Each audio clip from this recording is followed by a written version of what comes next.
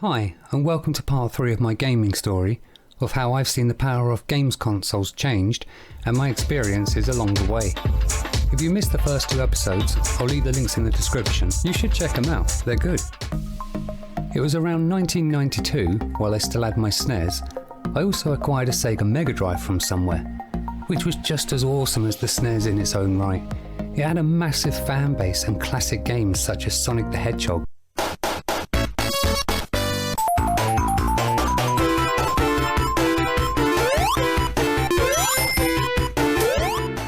and Mortal Kombat.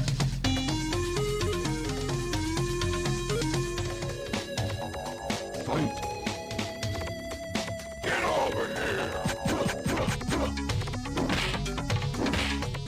So if you're younger and watching this, and you've seen that there are recent Sonic and Mortal Kombat games being released even now, they started out almost 30 years ago, when I was 15, and I was playing the very first versions of those games when they came out.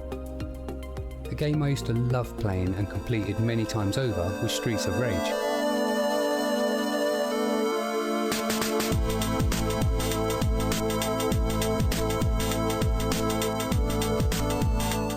Streets of Rage was a 2-player beat-em-up, and there wasn't many games like this that were 2-player, and Streets of Rage did it really well.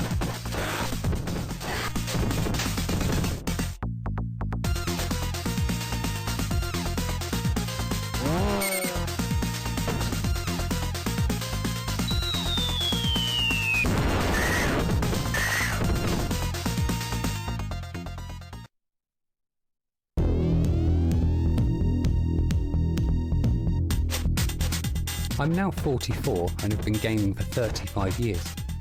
The reason there aren't as many older gamer guys like me is because a lot of guys that are older than me didn't have a games console when they were kids, because consoles weren't around as much or wasn't as popular yet. So they didn't grow up playing games like I did, from the age of 9, and so fewer of them got into gaming as they grew up. This is why I believe I must be one of the long-term gamers on the planet, which means I'm also one of the most experienced. But my gameplay is shockingly average when I'm against you guys online nowadays. Must be the reflexes at this age. The first console computer I bought for myself was in 1993, when I was 16, and that was the Sega Mega CD. The Sega Mega CD was a 16-bit machine and joined together with your existing 8-bit Sega Mega Drive. You could still play your cartridge games in the Mega Drive, or use your CD games in the Mega CD. The Mega CD took discs, it was more powerful and had more powerful games on it. However, it didn't receive good ratings for a number of reasons, but I loved it. There weren't many games to be fair, and the only one I really remember playing was called Night Trap. To make use of the traps that have been laid throughout the 8 rooms.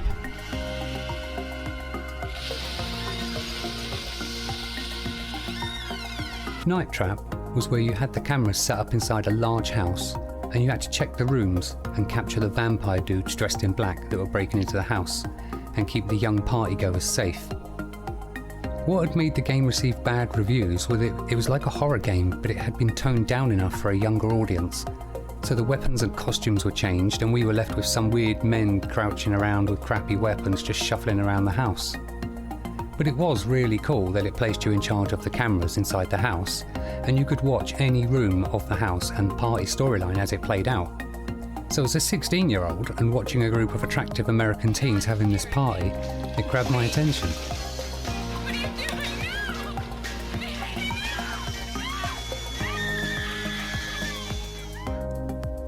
Moving into the next era of power, from the 1 MB to 256 MB range, my next computer was the outstanding Amiga 600. I still played my SNES a lot, but 2 years later in 1994 I received my Amiga 600 when I was 17, which came with the game Cannon Fodder. I never could complete that game. If you completed this game, please leave a comment and let me know how you did it. Back then, with our computer games, if you got stuck on a level, we only had a magazine or book to help us out, there was no internet. Or you could telephone one of the very expensive gaming helplines. I also loved the game Syndicate. A top-down view had you controlling a team of 4 Syndicate operatives, which could be leveled up to carry a minigun each. This was quite a powerful computer at the time, having 1 megabyte of memory, although the next models up, the Atari 520 and Amiga 1200, had 2 megabytes of memory. I heard around that time that they used the Amiga 1200 to create the special effects for the first Jurassic Park movie. 1 year later, in 1995 when I was 18, I went over to a friend's house and he had the internet. This was the first time I'd seen or heard of the internet. He said his uncle had set it all up, and he was there in a chat room chatting to some people from the States. He had a nickname and was chatting to people and having a laugh. I was mesmerised by it. I was able to jump onto a second computer and join the chat rooms he was in. I needed to also choose a nickname, and a movie I'd watched recently called Menace to Society had a character named Kane, so I chose my nickname as Kane, but I hadn't realised it was spelt differently at the time. I stayed at my mate's house and didn't go home at all that night. We just stayed up in the chat rooms, starting virtual bar fights and having a laugh with others. It was amazing and something I'll never forget. My girlfriend wasn't pleased when I got home in the morning, but it's not like she could message me as we didn't have mobile phones in wide use yet, and I didn't get my first mobile phone until 3 years later when I was 21. Anyway, that morning when I got home, I had to get changed and go straight off to work for the day. And if you actually know the type of person I am, I don't do all-nighters and then go to work. I'm actually still friends with that guy from back then, over 30 years now. We're both gamers and we've recently been doing some co-streaming on Twitch together.